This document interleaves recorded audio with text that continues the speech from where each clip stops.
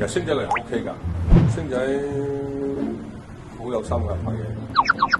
啲人講到佢係片場暴君，我覺得佢係演員嚟嘅，我好單純係咩？哦，大家演員大家對戲咯，大家演咪大家演咯，係咪啊？我就係咁嘅啫。原來星仔嗰陣時，當然啦，我拍咗佢嗰部都收幾千萬啦，嗰個年代幾千萬啦。咁原來佢可以喺個戲度，喺個成個戲嗰度可以自己度嘢，自己畫嘢。咁我之前睇到已經有價值嘅演員喎，呢啲咪。不過我同佢有一樣嘢。我從來未講過嘅，不過係根本我都唔識。我係做緊電視嘅，仲係。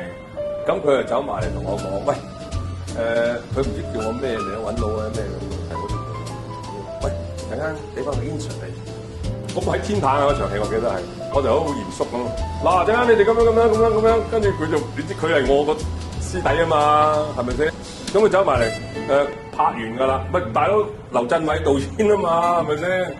阿蛋哥做武術指導啊嘛，咁我就當然我梗係聽導演話噶啦，咁大家都係演員，你走埋同我講話咩俾煙上我，係咪先？